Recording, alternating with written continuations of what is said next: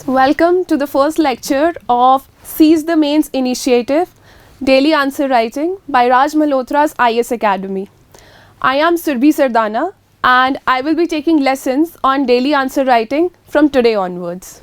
So, let's begin with Seize the Mains, Day 0. The first question that comes to everyone's mind is, why this initiative? We understand that most of the aspirants out there struggle with writing answer in mains. If they're not confident at writing answers or they haven't had any practice, they also feel less confident while writing their prelims. Whether they'll be able to sail it through or not, that always remains a question. So we decided to come up with this initiative to teach you the art of answer writing, to teach you the skills involved, and to make you understand that it does not just involve practice but a fine-tuned everyday effort. How does it involve an everyday effort? We'll be talking about it in detail in the coming sessions. So a lot of students have been asking that whether it is just for UPSC aspirants or will the state civil services aspirants also benefit out of this initiative. So let me make it very clear that attempting any question and presenting it in a way so that it gets you more marks in the exam. It's a skill and it's an art. In this initiative, we will be discussing step by step on how to approach any question that you see. So if you are a state civil services aspirant, this initiative will definitely benefit you also. As we know that the examination cycle is beginning again, there are very few days left for prelims. Your countdown must have begun. You must be already on your toes covering GS subjects, current affairs, analyzing policies of government, budget, economic survey, everything. So what we plan to do is that we want to incorporate answer writing in your preparation. Every day we will be taking a 30 to 40 minutes lecture at max, not more than that, so that your targets don't suffer.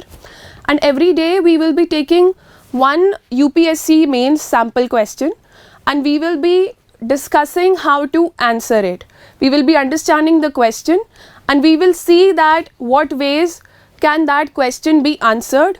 All the GS papers ranging from GS 1, 2, 3 and 4 will be discussed in time from Monday to Friday. In fact, you can also download our schedule of next 30 days where we have divided the topics, the subtopics of all the GS papers, and questions will be taken only from those subtopics on a particular day. So you don't have to prepare anything in advance, you just need to know that this subtopic is going to be discussed today, and we'll also try to cover all the information associated with that question or issue that will be discussed. So what's special about this initiative? We recognize the fact that feedback is a very important criteria for writing good answers. You need to have your answers evaluated on a daily basis so that you can improve. So we have, our academy has come up with this idea that after the lecture, you will be able to send your own answers to us on our email ID, which is mentioned here, and our experts will be evaluating your answers and responding with the timely feedback. And this entire program is free of cost. You can send as many answers to us on a daily basis and we will be responding back to you with the precise and accurate feedback. And for today's lecture, we will be discussing some tips to write excellent answers, and then we will move on to discuss about the most popular directives in questions that UPSC has been asking from time to time. So let's start with the tips. The first tip is that you need to know your syllabus. We see so many aspirants here who just go through the syllabus once or twice during their entire preparation, and I'm serious about that. And they just race on, pace up to just finish the books that have been recommended. They'll start up with Bipin Chandra, Lakshmikant, everything, but they'll never go back to see the syllabus. So if you are a serious aspirant and you're preparing on an everyday basis, it's very important that you have a copy of UPSC mains syllabus handy and you read it at least once every day, so that in a matter of time you'll be able to learn it. Exactly.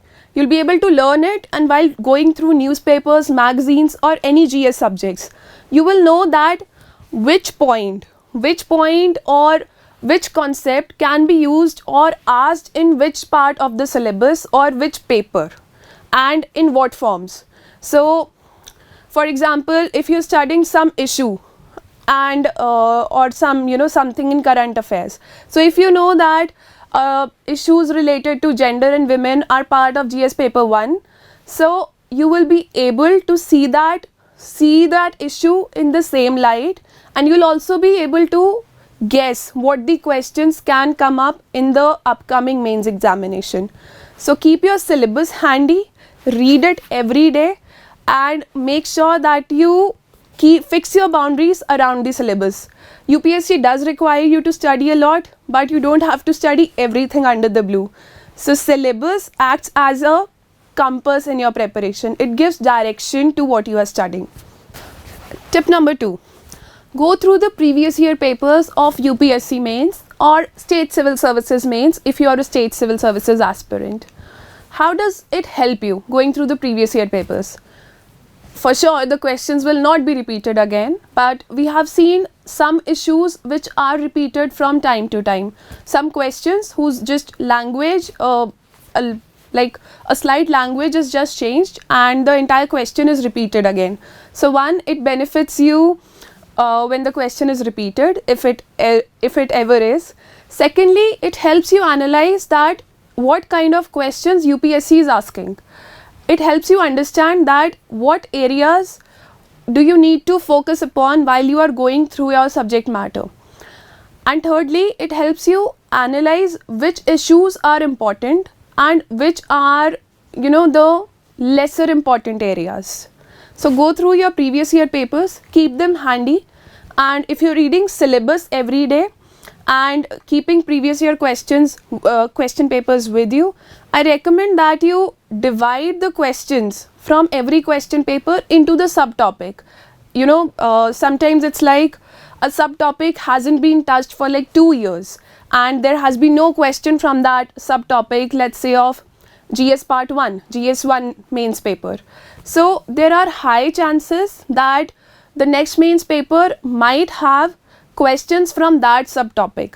So just see and reach to an analysis that which subtopics are being focused upon and which subtopics have a probability of being focused upon in future. So it's very important that when you go through questions, you just don't read them, you also try to understand that which area of the syllabus they have been asked from. That also this will help you to answer them better. The third tip from our side is that you make your own notes.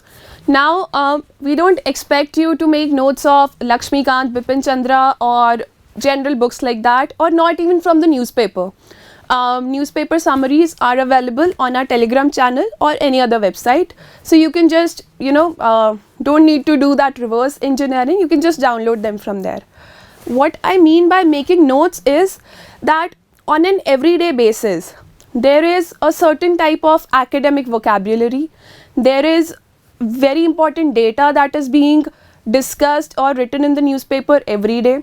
There are very good viewpoints and there could be very good examples that you could just note down within one-liner points and use them directly in your mains or interview. So if you have like these sheets ready, I recommend that you maintain separate sheets for data, for viewpoints, for quotes, for academic vocabulary and for some examples that you can directly quote in your mains paper. So if you have them handy, you'll just have like 3-4 A4 size sheets when it's time for your mains, and you'll just need to go through them to appear for your mains, and it reduces a lot of time and you'll have a lot of good quality fodder for your answers. So if you are in the examination cycle right now, I recommend that you begin today itself and incorporate whatever you learn in your answers from tomorrow onwards. Okay, the fourth tip is developing hobbies. Now, I am not asking you to go out and play sports or pick up your guitar or anything like that. From hobbies, like with hobbies here, I mean the hobbies which will help you write better answers in mains. So what happens is that the last time that we wrote really long answers or filled a lot of answer sheets was back in college, or for like people with science or engineering backgrounds back in school. Many of the aspirants struggle with even forming basic English statements, and that's true of many intelligent aspirants also, because the writing practice is not there, it's not regular with time. So I recommend that if you're attempting your paper in English or for any other language also, I recommend that you maintain a journal or a diary and write at least one paragraph about your day, about your personal life, professional life, or any issue you want to write about, so that you maintain that practice of writing about general situations. Once you know how to express yourself better in the language you are going to take mains, you will be better at forming statements in your answers also. So try to incorporate this particular hobby in your daily routine, whether for like 10 to 15 minutes a day. I think that's very much possible. Okay. The next tip is that make your notes interesting.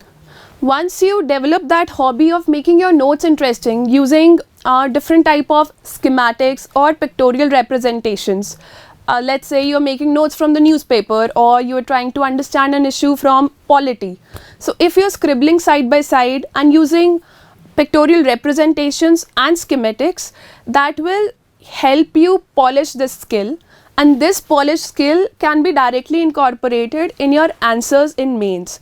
So don't go to Google and check out for what are the flowcharts that I can use in my mains answer, or what are the schematics that I should be using, or which paper I should be using it in. Develop it as a part of your nature while preparing your notes and see what works for you. The next important tip is doing some additional reading. Now I understand that UPSC involves a lot of studying already. Many of you would be studying for 8 to 12 hours or even more at a stretch, and you might find this funny that I'm asking you to study other books. But trust me, first of all, having some additional book which you like or which is from your area of interest, it releases your stress, it decreases the amount of stress that you have. Secondly, it shapes your personality, and thirdly, it polishes, it embellishes the answers that you write. Even in interview, when you go, you will be asked that if reading is a hobby, if you've been studying for so long, what kind of books have you been reading? You don't have to study so many books, but there are some books which have been recommended from time to time by toppers, and they can also be very beneficial for you when you write your essays. So some of the recommendations from our toppers are these: Sapiens, 21 Lessons for the 21st Century. These both books are by Yuval Noah Harari. The third one is Stories of Panchtantra, because it contains a lot of ancient wisdom and ancient lessons which can directly be quoted in your essay papers. The next one in the list is My Experiments with Truth. It's by Father of the Nation, Mahatma Gandhi. And next one which I personally like is Autobiography of Dr. APJ Abdul Kalam. You can have your own list, but make sure that you're doing some additional reading at least for 15 minutes to 30 minutes, like 1 page a day or 2 pages a day, whatever suits your schedule, and just continue that on a daily basis. It will definitely polish your personality and help you a lot with the answers and essay. The next step is learning to self-evaluate your answers. Now, I understand that this initiative is about providing you valuable feedback, and we will be doing that for every one of you out there. So no worries on that regard. But what happens is that there is a difference between what you intend to convey to the examiner and how the examiner perceives it. So this gap has to be bridged, and the evaluators can help you see through it, but this can be bridged only if you self-evaluate your answers. I recommend that you go through the answers which you wrote 15 days back. Just spare some time on a particular day, fix some time like a time slot of 1 hour or 2 hours, and go through your own answers. Many students don't do it because they're afraid of reading their own answers, or they think that I already know what I've written, so what's the point of going back? But evaluating your own answers will enrich your understanding of how you present your thoughts. So once you understand that how you present your thoughts, you'll be able to improve your presentation skills. So just keep this in mind and start evaluating your answers as early as possible. The next step is about handwriting. So I recommend that you always keep a rough copy with you while you're studying for prelims or mains or any other exam, and keep scribbling on it. It helps you retain better. Talking about handwriting, you don't need to have a very beautiful handwriting for UPSC mains, but have a handwriting that can be understood by examiner. Make sure that your L is not misinterpreted as T, and in combination it is not misinterpreted as a grammar mistake or as a spelling mistake. So just practice your handwriting, because it will not be possible after prelims. You'll have very less time and you might get very anxious if you're not confident about your handwriting. Just fix the pen you will be writing your mains with. Use a nice gel pen with some waterproof ink if possible, and work on your handwriting from now onwards. And we will be including that also in the feedback if we have problems with any of you people's handwritings. So just start working on it, because we need to take a 360-degree approach now. Next step is knowing your sources of information. What happens is that we go through newspapers every time, and most newspapers contain a critical analysis of the policies of government or the issues that are going on in the country or on the geopolitical stage at large. And while we sit in mains, what happens is that you're required to write both sides of the argument. So just be sure that if you are taking a lot of critical analysis from the sources that you're reading, you need to balance your reading on the same issues by going through some government sources like PIB, PRS, Yojana, Kurukshetra, etc., which acclaim the government policies and acclaim the improvements that the country has seen over time. Many official interviews that are published in the newspapers nowadays, they contain a lot of official data and academic vocabulary.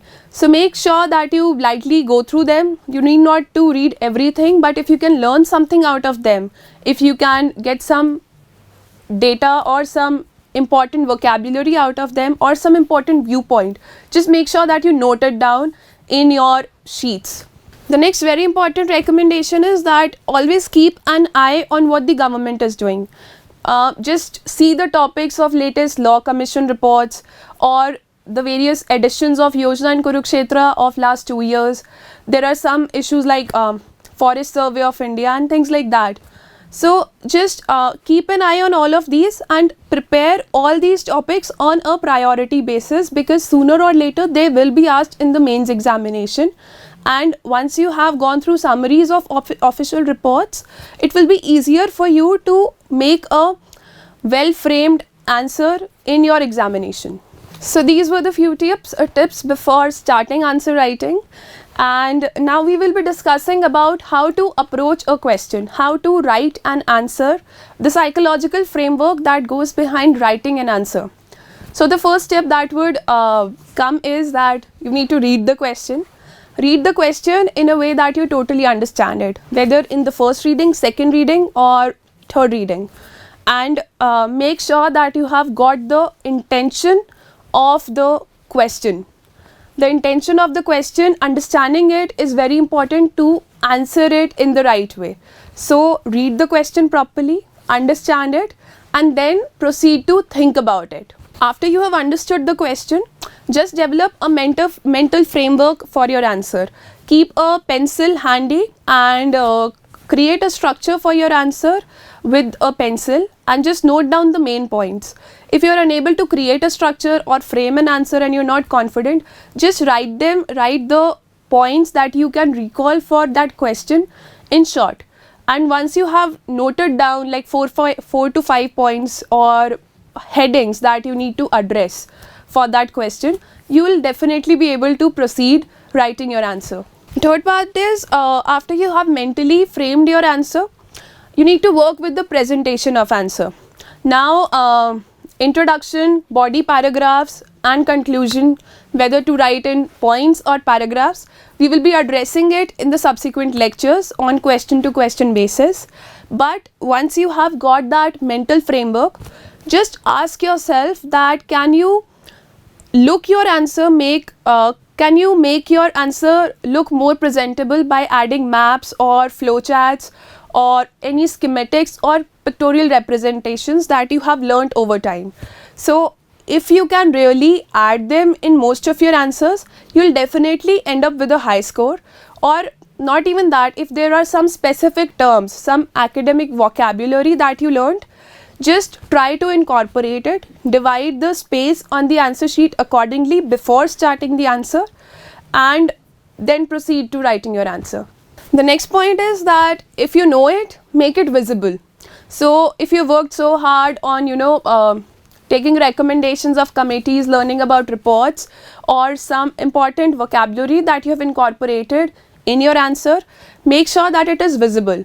Either capitalize it or capitalize and underline, or just capitalize the keywords in your answer so that the examiner gets to know that you've written the important points and the examiner doesn't have to read the whole answer. He or she will be able to award you very high marks just by looking at the keywords that you have underlined. Okay, so the next point is very important. Most aspirants come up with this question that how do I write an answer within 7 to 8 minutes? Like there's so much anxiety, there's so much stress on seeing a question.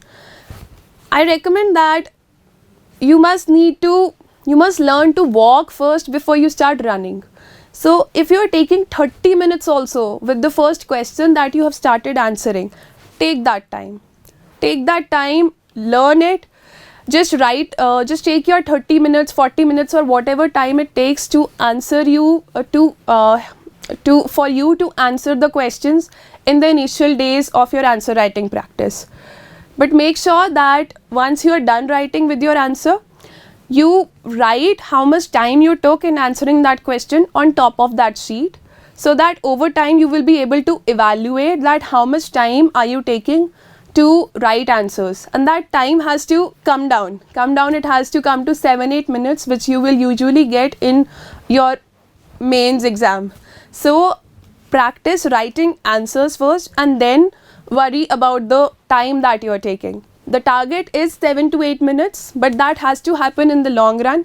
So don't freak out from the first day itself that, oh my god, I have lost so much time and have not been able to come out with that answer. It's completely okay. The next point is structure of an answer. See, once you start practicing and you do a lot of practice, you will for sure have your own personal structure of answering every type of question. This structure can differ for a question that is asked from culture and for a question that you answer in ethics or essay. The structure can vary from subject to subject, but you definitely need to have a structure, a mental framework before you sit for your mains examination. So develop your own structure. Make sure that you are headed towards developing a structure that's of your own so that you score a high mark in mains. The next step is practice. Just get the fear of answer writing out of you. Practice as much as you can. It doesn't take a lot of time. In fact, you will be able to retain the things that you study all through the day. You'll be able to retain them better and you'll be able to confidently take your prelims examination as well. So just keep practicing. Okay, so we've done with the tips and we've done with how to approach a question.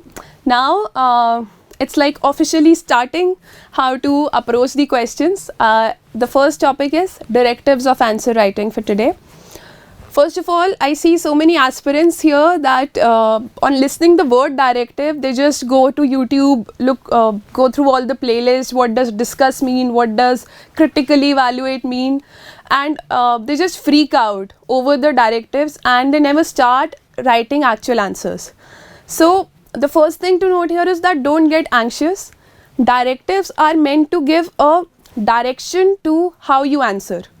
Once you are sitting for mains and once you have studied for an issue, trust me, you will definitely have so much knowledge that it will be hard for you to incorporate that knowledge, to put that into words and adhere to the word limit. 250 words or 150 words, whatever the question demands, you'll find them very less. You'll find the word limit very less. So directives help you to decrease the amount of facts that you need to put in your answer, and they give you a direction of answering a question.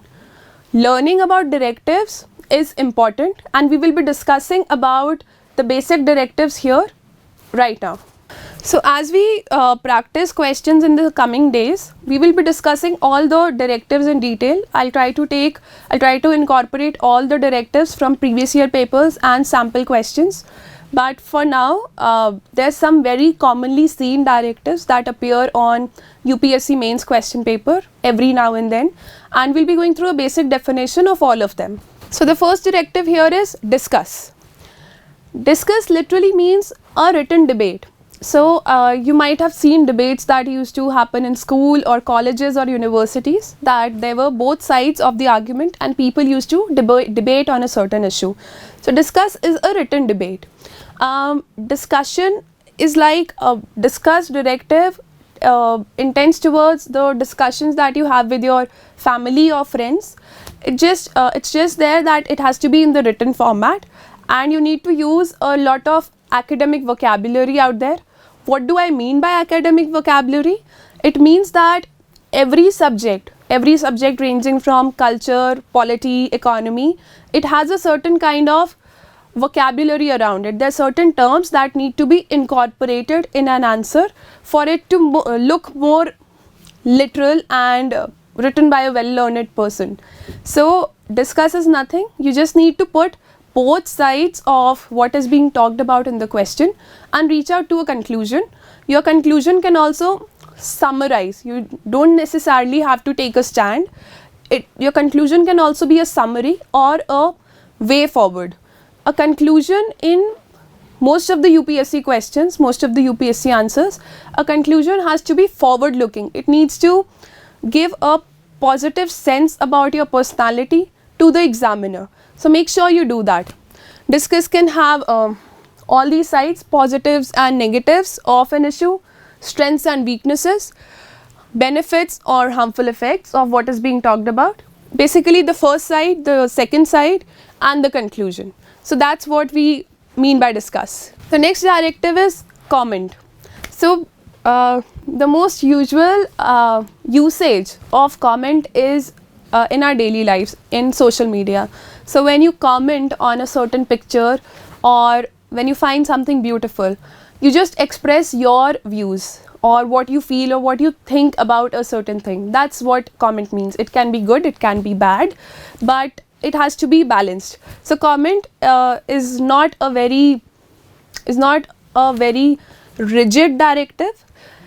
The examiner might give you a very biased or unbiased statement and ask you to comment on it. So you just need to put your viewpoint out there and follow it with a conclusion. The next directive is examine.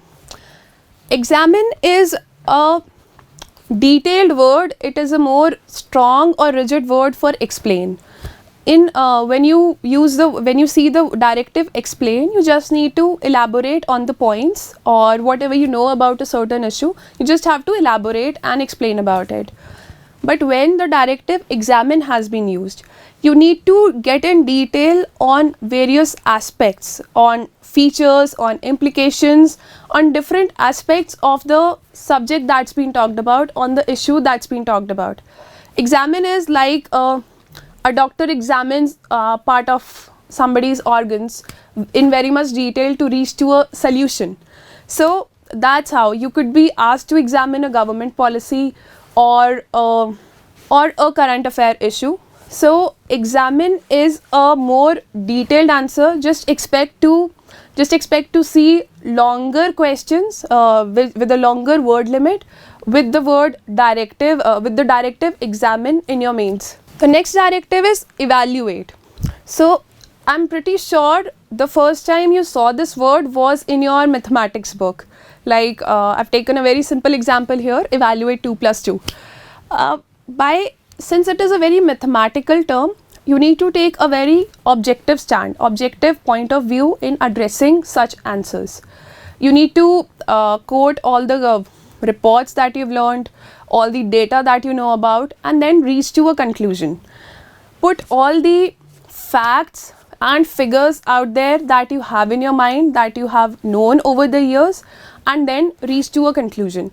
That's what we mean by the directive evaluate. The next directive is analyze. So for a certain analysis, you need to have background points. If for example a statement is given and you're asked to analyze the statement or the question that's been asked about, you need to examine all the aspects of it in very much detail and identify the important points and chief features. So in analyze, I don't think there would be any positives or negatives associated with that issue, or sometimes the issue will not be even from current affairs. But when analyze has been used as a directive in the question, make sure that whatever you know about it, the significance of it, the features of it, or the drawbacks of it, you talk about everything in detail. The next directive is justify. It is one of the easiest directives out there. So justify means that you need to do justice to the side that you're taking. So if the examiner has given a statement to you and it has asked you to justify your stand, just put out the facts why you're taking a certain stand, or why you think a certain side of argument is true or false for you. So whatever you're doing, make sure that you're doing it with a lot of objectivity, and that's how you go on to justify your answer. The next directive is explain. It's very easy. We've talked about it earlier also. So explain what? You'll understand it when we address the questions in future. Explain is the simplest directive. Whatever you need to explain about a certain question, you will very much know it by reading the question itself. So nothing to worry much about it. You can just go through the definition of this directive. The next directive, it's not a directive, but it's many times used with other directives. It is the word critically. So many times we see that the word critically is used with discuss, comment, or examine. So you might see directives such as critically discuss the statement or critically examine the statement. So don't take a negative stand right in the beginning of your question. When the examiner is asking you to critically discuss something, there are some objective realities of that issue or that question that's being talked about. So you need to address those realities in your answer. It's not necessary that the issue that's being talked about will not have any positive points to it. There will be positive points and you definitely need to write them down. But whatever you're discussing or examining, there has to be a lot of objectivity when you come to talking about cons of the subject that's being asked. So here we finish up with the most common directives asked in UPSC mains questions, asked in UPSC mains question papers all over the years. So from tomorrow onwards, we will directly jump on to taking questions from various GS papers. You'll find the link for the schedule that we have planned, in which we have divided the days according to the subtopics. You'll find that link in the description below. I recommend that you keep that handy with you and just go through that and see that how it fits in your preparation, in general preparation that you're doing. From tomorrow onwards, we'll be starting with the question and answer series, daily answer writing, and our email ID will be open from tomorrow for taking your answers, and we'll be responding back with feedback within 1 or 2 days after getting your answers. So let's get started. Let's join us tomorrow. Stay tuned and let's get this done.